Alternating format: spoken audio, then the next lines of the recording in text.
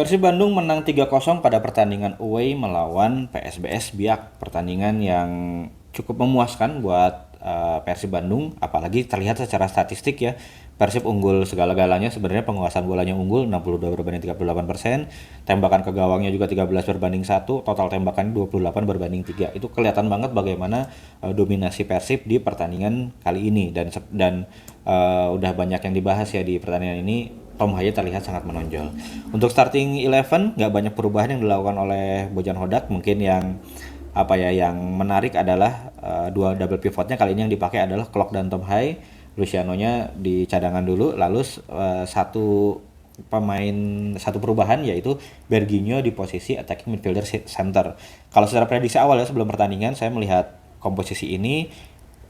Kenapa Bergwijn ditaruh di situ adalah ya dia pasti mobile ya sepanjang pertandingan, tapi arahnya adalah bagaimana ketika penyerangan Bergwijn membantu William Barros di kanan, karena kita tahu untuk bek kanan sendiri Kakang memang dia kecenderungannya bukan bek kanan yang aktif menyerang gitu, dia kecenderungannya adalah dari sisi defensifnya. Nah makanya kalau di sisi kiri Eliano tuh kelihatan dia selalu setiap penyerangan tuh dia selalu ke depan.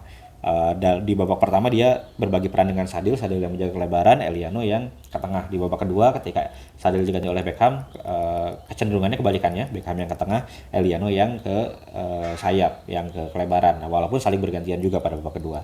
Nah di kanan kecenderungannya adalah Berginho membantu Barros, jadi Berginho-nya di half space, Barros yang ke sayap atau sebaliknya, karena kita tahu Berginho itu biasanya kan dipasangkan di sayap ya, karena dia unggulnya itu adalah 1 lawan 1 di kelebaran, dia unggul banget di situ. Nah mungkin itu yang mau dipakai oleh Bojan gitu, eksperimennya di situ, walaupun di babak kedua akhirnya diganti oleh William Marcilio dengan tujuan yang sama. Nah penilaian seperti apa detailnya Bojan lebih tahu, memuaskan atau tidaknya gitu. Terlihat memang dominasi Persib di pertandingan kali ini.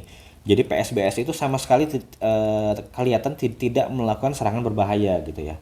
Ada satu momen aja di mana itu pun dari situasi set piece, Federico Barba salah dalam melakukan marking sehingga ada satu pemain PSBS yang bebas, tapi sundulannya untung aja masih melambung. Dan satu lagi sih ada memang satu gol PSBS yang dianulir, tapi itu mah jelas-jelas offside. Itu memang istilahnya strategi Persib untuk membuat dia offside gitu. Jadi saya sih tidak melihat itu sebagai peluang yang berbahaya. Dan sepanjang pertandingan sisi serangannya PSBS itu banyak mengandalkan individu pemain gitu.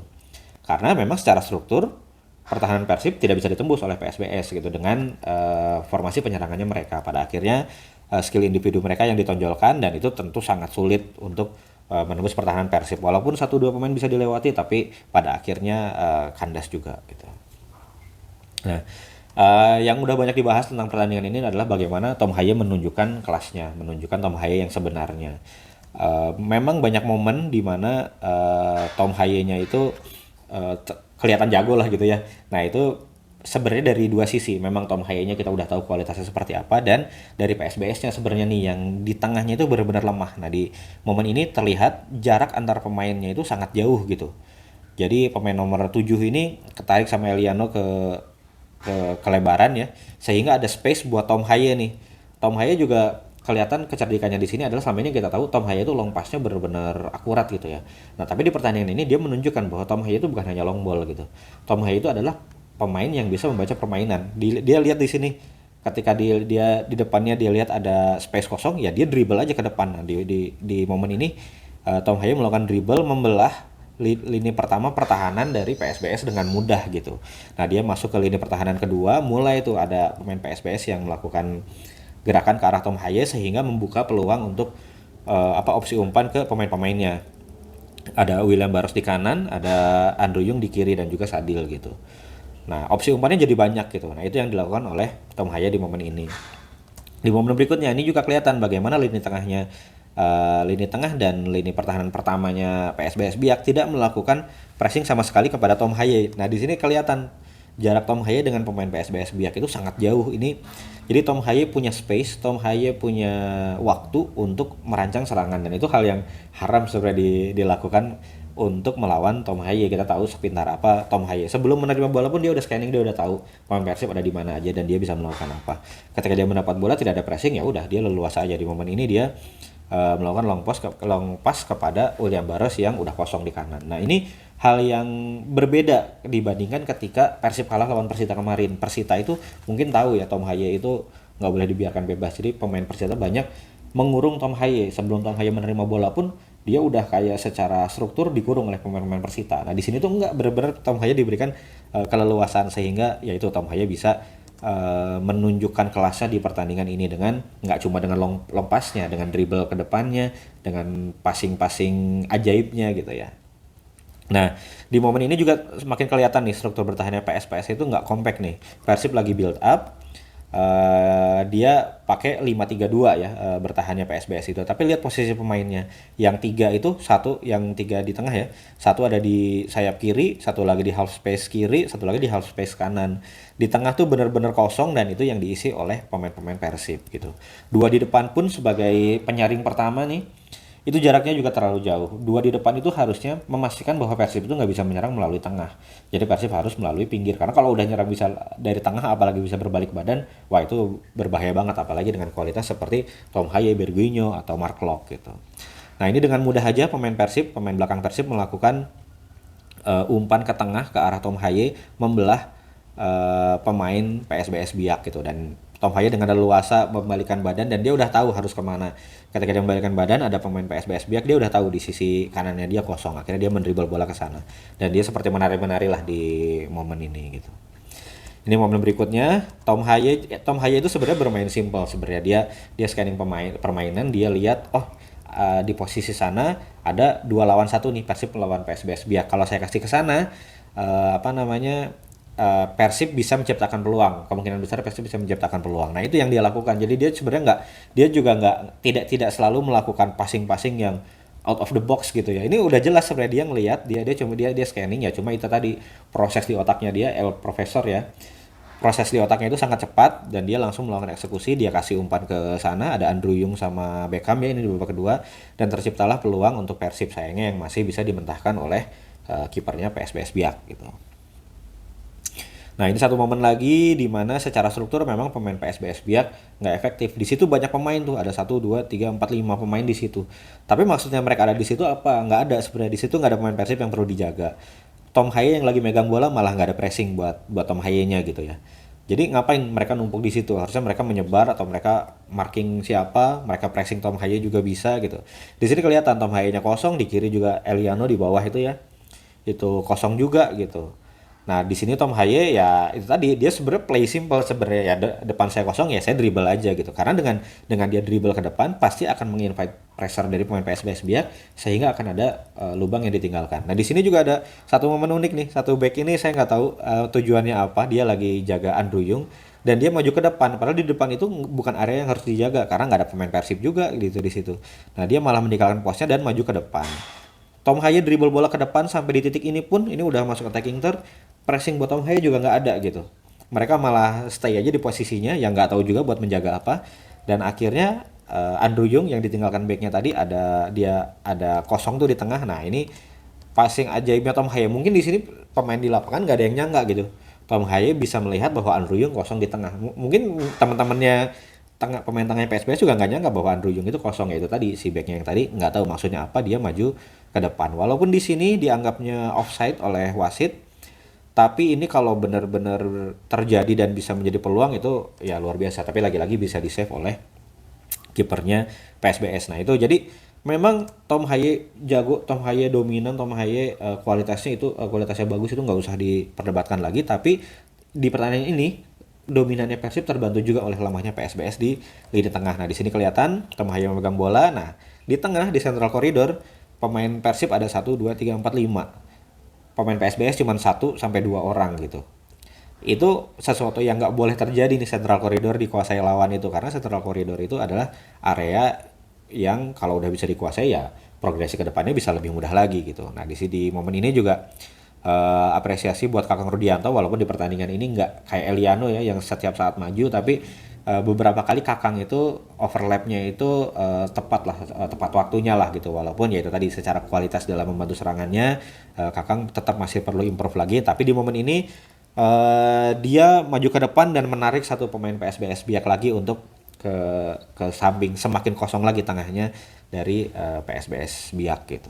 Nah di sini Berginio bisa membalikkan badan dengan mudah, dan Berginio juga kualitas skillnya juga nggak perlu diragukan lagi ya. Ya bisa mengolah bola untuk penyerangan Persib.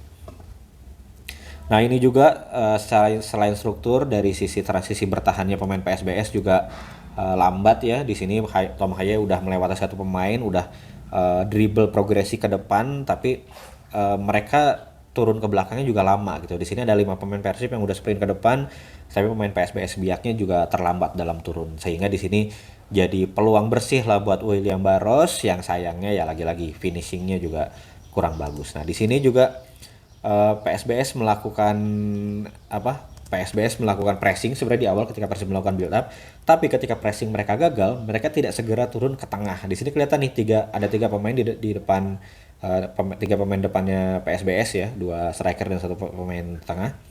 Itu setelah pressing gagal, mereka jalan aja gitu, mereka nggak langsung segera turun ke tengah. Dampaknya apa? Kelihatan nih Tom Haye-nya kosong tuh di tengah gitu. Jadi buat Mark Locke ya sederhana aja, tinggal dikasih bola ke Tom Haye gitu. Nah 3 pemainnya yang tadi ball watching, sehingga Tom Haye punya keleluasaan secara space, keleluasaan secara timing juga dalam mengolah bola untuk kedepannya. Nah di sini dia langsung melakukan umpan cepat kepada William Barros di kanan yang juga sudah kosong atau posisi 1 lawan 1.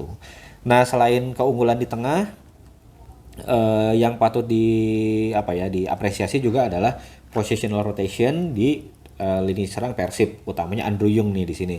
Sering dia lari ke tengah untuk meminta bola sebagai opsi umpan, selain itu juga untuk menarik backnya PSBS itu untuk ngikutin dia gitu, sehingga ada space kosong di belakang yang bisa dimanfaatkan oleh William Barros, Berginio atau pemain lainnya. Seperti di momen ini Jungnya ke depan, yaitu akhirnya backnya PSBS ada yang maju ke depan dan ada space kosong di belakang dimanfaatkan oleh Berginio dan kemudian William Barros. Di sini juga sama counter movementnya, Jungnya ke tengah, William Barrosnya ke depan, dan terjadi peluang juga di sini gitu dari umpannya dari Tom Haye gitu.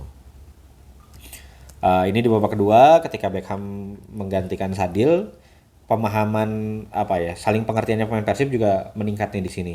Ketika Andrew Jungnya ke sisi sayap, Eliano dan Beckham lah yang mengisi ke tengah. Nah ini hasil dari semakin seringnya mereka bermain bersama, semakin paham nih apa yang harus dilakukan. Nah di sini kelihatan. Lalu ketika bola ke kanan nih, nah William Barcilio-nya di kanan, William Barros dan Tom Haye mau maju ke depan nih sebagai opsi umpan untuk penyerangan. Otomatis ada posisi yang ditinggalkan ada lubang yang ditinggalkan oleh Tom Haye. Nah itu adalah yang diisi oleh Mark Locke gitu. Jadi nggak usah saling ini, Mark Locke udah tahu, oh Tom Haye maju, saya yang mundur gitu. Jadi hal-hal positif kayak gini yang memang mau nggak mau ini tuh dari hasil ini semakin sering bermain bersama ya akan semakin tahu gitu apa yang diinginkan oleh teman-temannya gitu. Jadi positif lah perkembangannya Persib. Nah, tadi yang counter movement tadi, yang positional rotation tadi juga jadi awal mula gol ketiganya Persib, di mana di sini Andrew Jung kelihatan nih si back PSBS itu ketarik sama Andrew Jung gitu, sehingga posisi yang asalnya dia isi menjadi kosong, dan itulah yang diisi oleh Lucho gitu. Nah di sini kelihatan backnya ketarik sama Andrew Yung, ada space kosong tuh di tengah tuh di central corridor, Lucho lah yang mengisi itu. Lucho mengisi, melakukan gocekan dan tendangan gol ketiga. Perfect win? Apakah perfect win? Tentu tidak. Selalu ada ruang untuk evaluasi, walaupun secara statistik kelihatan jomplangnya, secara skor juga kelihatan superioritasnya Persib gitu ya, tapi dibilang perfect banget juga enggak. Yang paling kelihatan tentu dari finishing ya. Bojan juga mengakui di konferensi pers setelah pertandingan bahwa bahwa si finishing touch itu harus dilatih lagi lah. Nah di sini kelihatan ada satu momen di mana William Barros setelah gagal melakukan cutback ya, dia terus santai gitu jalan gitu. Nah di sini juga kelihatan Tom Haye tuh nyuruh bahwa itu bolanya belum mati, bolanya masih bisa dikejar gitu. Harusnya striker itu jangan setelah satu gagal ya udah gitu. Nah di sini kelihatan dan pada akhirnya bola ini berhasil dikejar oleh pemain PSBS Biak dan berbalik serangan untuk PSBS Biak gitu. Nah jadi hal-hal kayak gini sebenarnya ya nggak tahu juga ya, dari momen ini tuh saya ngelihatnya agak mungkin ada memandang remehnya juga gitu ya. Nah itu yang harus ditingkat. Jadi bukan hanya secara teknis, tapi secara non teknis pun harus dilatih lagi oleh tim kepelatihan Persib gitu. Nah ini juga lalu yang berikutnya yang menjadi evaluasi adalah ada beberapa pemain yang ya menurut saya masih kurang gitu ya. Yang pertama di babak pertama ada Sadil Ramdhani. Sadil itu kita tahu dia suka stay di kelebaran, dapat bola katakanlah dari long ball atau apa, posisi satu lawan back, dan itu makanannya dia gitu, itu permainannya dia gitu. Dia bisa melewati pemain lalu melakukan crossing, atau dia invert ke half space dan dia melakukan tendangan, biasanya kan kayak gitu. Nah, di pertandingan kali ini sering sekali udah 1 lawan 1 dia malah kalah duel. Nah, hal itu yang harus diperbaiki dari Sadil gitu ya. Jadi play simple aja, yang penting bisa melewati pemain gitu. Di sini dia gagal. Lalu yang di babak kedua ada William Marsilio gitu. Dia menggantikan Berginho. Kesempatan nih buat dia untuk show sebenarnya, apalagi PSBS juga bisa dibilang ya tanpa mengecilkan ya, mungkin levelnya masih di bawah Persib, harusnya dia bisa melakukan sesuatu. Sebenarnya nggak usah gol yang spektakuler, nggak usah yang gimana, play simple aja. Di sini di momen ini kelihatan dia udah dapat bola, dia udah 1 lawan 1 dia udah lihat nih sebenarnya ada William Barros, ada Andrew Yung, apa yang harus dia lakukan tuh pemain sekali dia udah tahu lah apa yang harus dilakukan. Tapi ya itulah, crossingnya jangankan ke Andrew Yung atau William Barros gitu ya untuk menjadi assist, ini kemana-mana gitu lah, sesuatu yang kayaknya aduh, pemain sekelas William Marsilio kok masih melakukan hal kayak gitu. Nah, jadi perlu menjadi perhatian lagi juga, bagaimana pemain-pemain ini juga nggak boleh lengah nih. Pemain Persib udah mulai pada step up nih. Pemain-pemain kayak Lucho yang sempat dikritik udah mulai main bagus gitu ya, dan yang lainnya juga. Nah, mereka juga harus segera step up, kalau enggak ya akan semakin terpinggirkan gitu. Oke, itu aja analisa untuk pertandingan Persib melawan PSBS Biak. Gimana pendapat teman-teman? Coba tulis di kolom komentar. Terima kasih.